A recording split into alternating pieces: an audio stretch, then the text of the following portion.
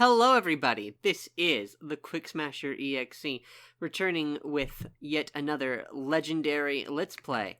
In this episode, we're going to be, well not episode, but series, we're going to be playing the Final Fantasy Randomizer, the game in which the original NES Final Fantasy is randomized.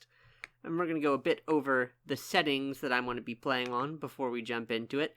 The goal is standard. The standard gold and experience incentives. I didn't mess with those much because they're very generous as is, and I wouldn't want to cheat. I've turned off all incentivized item locations. For those unfamiliar with how the game works, basically the way the Final Fantasy Randomizer works is it's sort of like a treasure hunt, where you have to find important items that are necessary to reach the end of the game, but are scattered in random chests throughout everything. And normally in the Final Fantasy Randomizer, what would happen is various locations in the game would be guaranteed to have a useful item for progression, but I think that's a bit against the spirit of the randomizer, so I decided to turn that off. So the shops and magic, everything is fairly standard. By default, I think random weapons and armor and caster and elite gear are not on, but I think they're fun because they are more chaotic, and so I've decided to turn that on. Most of this stuff is pretty default, but I did want to cover at least the fact that I had turned off the incentives, as well as the fact that I've given myself a few starting items. This is the Beggar's Choice starting option, because this game lets you choose which items to start with, and it basically just gives some tense and heal potions to make starting things a little smoother and easier. I figure if imps aren't safe, might as well give myself some small advantage. And then you look at the fun percent features, the little goofy stuff. I'm turning off most of the fun, wacky stuff, the multi-instrumentalist Sarah, or the Titan Snacks, or killing Hooray the Dwarf. All of this stuff is fun, and I would normally turn it on, but for the purpose of this, just to keep things nice and simple to start with, I've decided to turn them all off, in case someone is unfamiliar with the randomizer, and they might find that a bit confusing. Not that it's going to be any less confusing if you're not familiar with it already, but, be moderately accommodating, not actually accommodating to a useful degree.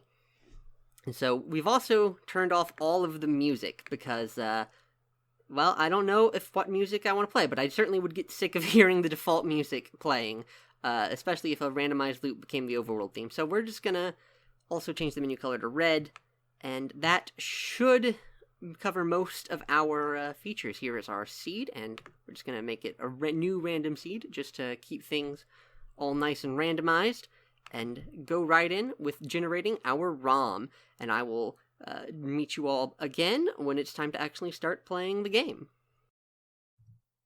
The world is veiled in darkness, the wind stops, the sea is wild, and the earth begins to rot. The people wait, their only hope a prophecy. When the world is in darkness, 4 warriors will come. After a long journey, 4 young warriors arrive, each holding an orb. Because, as is well known, old people are never the subject of famous legends. So, welcome everybody back once again to the Final Fantasy Randomizer. Now, the great thing about Final Fantasy, the thing that has always made this game seem very appealing to me, is the fact that when you start out, you get to pick whatever party of 4 characters, or not 4 characters, that's a bit generous, 4 classes that you would like to take through the game, and you can do crazy stuff like, all white mages, or, 3 black mages and a black belt, or really any gimmicky kind of party you want to do, and it's great, and it's very fun. For the purpose of this randomizer, I'm going to be going with a fighter. He's got, some nice red hair. I think you should get a pretty nice name to go with it. Maybe something like, like Larry. It's a good name. I'm going to go with a red mage. He seems like a level-headed guy, kind of a stern fellow with a hat like that. You should get a name like Mo, I think. I would prefer him not be named Moo. That might be a little silly for such a serious guy. I'm going to go with what's she here? A black mage. Yeah, wonder what we should call him. I'm thinking something, how about Curly?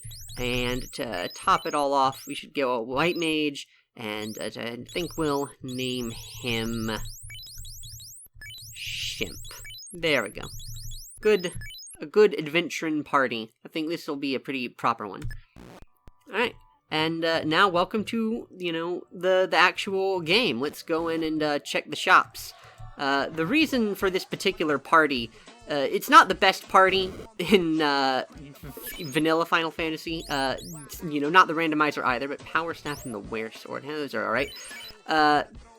The reason I decided to go with it, even though it's not the best in the randomizer, yet alone the original, is that it engages the most with the randomizer to have a lot of magic-using classes, because some of the magic is pretty cool. And you can do stuff like get early nuke or whatever, and, you wouldn't want to not have that. Or you can get something like Lit 2, which is still very decent, right? One of the things that makes mages less good in vanilla than they are in the randomizer is the fact that, to get really useful spells, you have to wait a decent bit in the game, and they don't have a lot of charges till you get to higher levels, and the equipment they have is not as good as fighters or black belts who can just beat the heck out of people. And also, I've turned on NPCs with hints. This guy here, for instance, tells us that on floor 2 of the Guru Volcano, which is the fire dungeon, there is an herb. So, for the purpose of this Let's Play, I've actually made a little item tracker to tell me, well, not to tell me, but to remind me of where everything is. So, I'm going to go ahead and mark that. Gurgu Volcano, floor 2, is where the herb is. Very nice. And let's see what white magic we have available. Fade, okay. That's basically nuke, but for white mages. So, yeah, that's gonna be pretty powerful. I guess only the white mage can learn Fade. Yeah, the way that magic works in the randomizer is interesting. This is that in the original game, right, the red mage could not learn the spell that was in the second slot of the shop, or in the fourth slot of the shop. I think they were heal and something else not important. The way the randomizer works is that whether a class can learn the spell is not determined by its, the spell itself, but what slot it occupies in the shop. So since red mages couldn't learn heal in the NES game, they can't learn fear here, because fear is in the slot that heal would have had. So, yeah. But the reason I went with a largely mage-focused party is just because having cool magic spells, high-level spells that randomly become available very early on, is part of the fun of the randomizer, and I didn't want to, not have that, I didn't want to miss out on that part of the experience. So I'm gonna buy 4 more heal potions, because, can't afford it. I'll worry about it later. But, yeah, we've checked out our weapons. There's some alright stuff there, nothing, too great, and in terms of armor, we've got neat stuff, too. But I think the first thing to do is to go out and get ourselves a few levels with those fancy Fade and Lit 2 spells. Because of the way the experience and gold curves have been modified in the randomizer, you can basically just hit level 3 with one battle against a group of imps.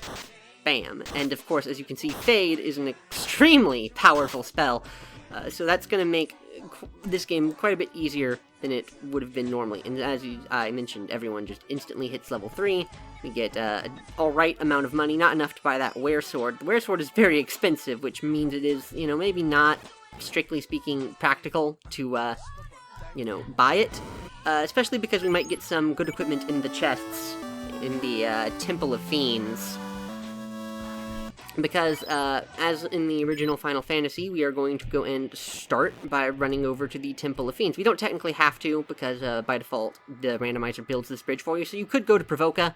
But, I'm a traditionalist, despite the fact that I'm here playing a randomizer. So I'm gonna run into the Temple of Fiends, hope none of the enemies have anything too terribly powerful, and get the few items that we can get here. Now, we don't have much in terms of, sustainable offense, so we should kind of just hope that the enemies don't wear out our spell slots too quickly.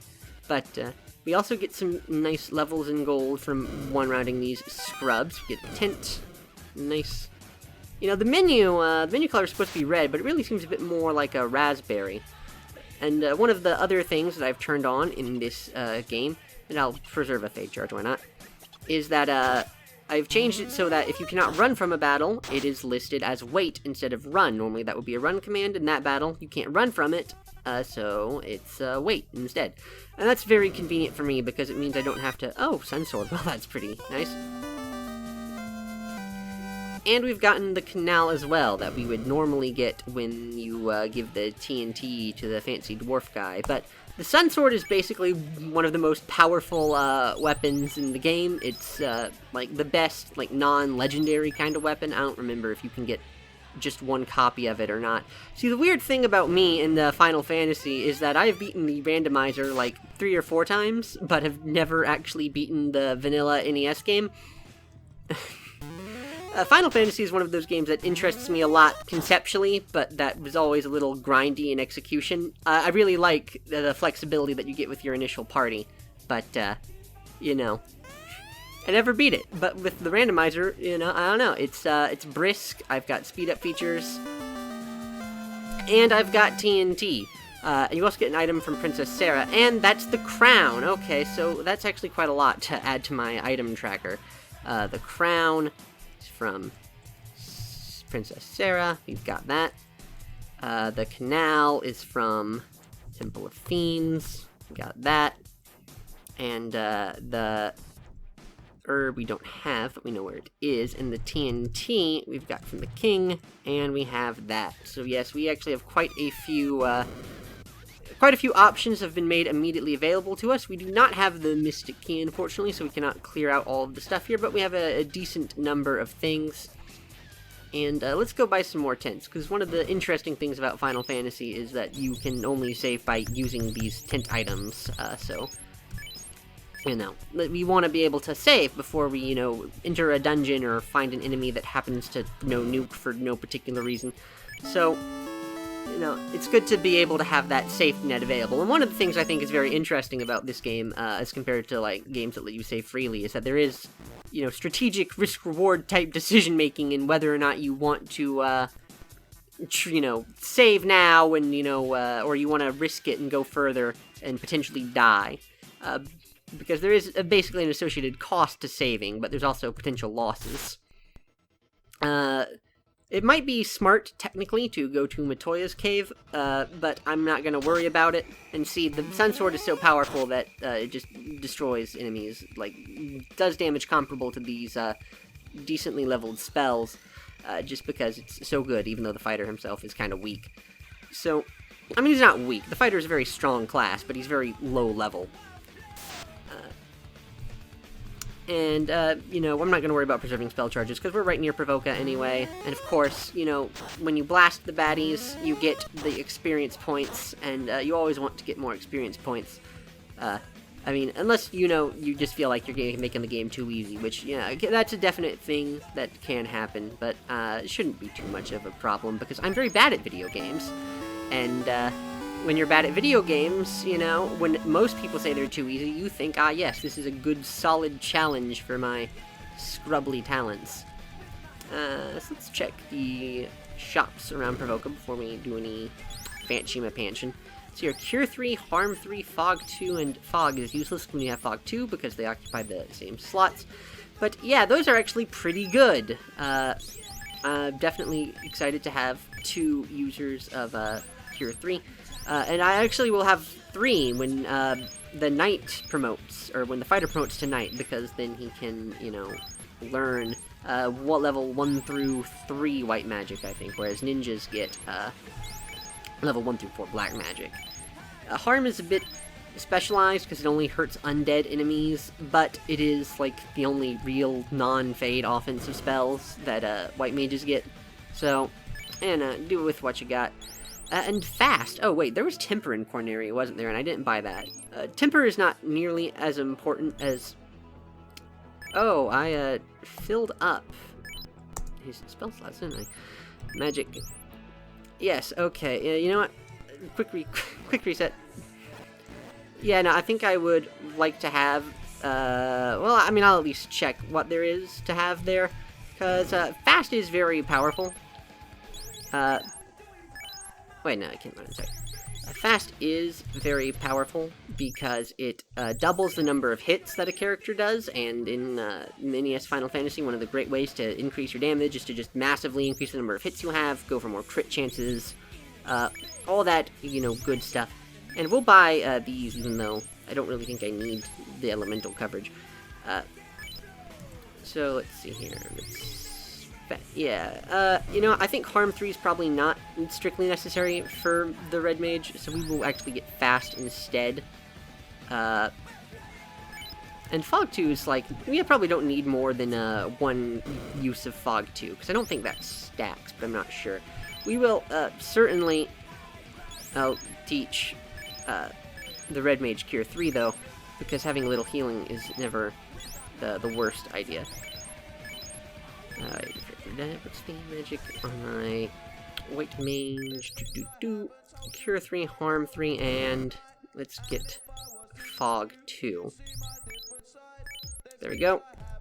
And the Red Mage, instead of learning Fog 2, or Harm 3, is gonna learn Fire 2. Because even though it's not as powerful as Harm 3, it works on a lot more enemies than that one does. Let's see here, and a hammer that casts Exfer, I guess that's the Thor hammer got random, because one of the things I like to do is make it so that spells are random, or spellcasting items are randomized to cast different spells. Exfer removes elemental resistances, but that's not, like, super great. I will buy a falchion for the Red Mage, just because, you know. Might as well give him something, even if he's not going to be probably using it nearly as much as he's going to be using his made magic, because the magic is probably a bit punchier. But, you know, it's a much better idea to give the sword to the fighter, because he'll do a lot more damage, and he doesn't have any other options besides thwacking things to deal damage. Although I think he will be able to use Fade when we promote him. If we promote him, we might not actually find the whatchamacallit. Oh, and a Cure 4 shirt, okay. Right, Cure 4 is a full heal no matter what, so that's something we're going to want to eventually, if we get the chance, be able to buy 4 of those, but it seems that everything is a bit beyond our budget right now, so let's go and mark that we have Opal Shields, Opal Gauntlets, and Cure 4 shirts available in Provoka, because my tracker is also there to store shop inventories, because, you know, why wouldn't you, want to be able to do that? The fact that there's a Cure 4 item that we can buy probably makes the Cure 3 spell pretty much useless, aside from the fact that we can use it quite a bit more quickly. But, you know, who's here to complain, really, about having more healing options, right? We'll go with our 2,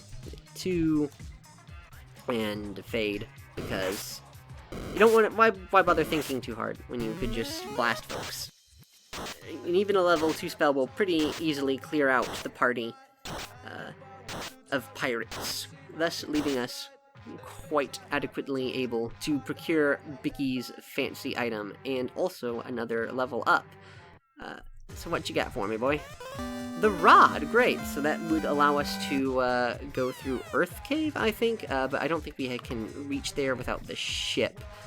I don't remember, because I've turned off most of the map modifications, and the randomizer has some map modifications that make it harder to say for certain whether you can get somewhere or not. But, you know, what can you do? So, let's see, we have the crown, but I don't think we can reach the western keep without the castle. Well, I guess I can just check, because it wouldn't really be that much of a pain to do so.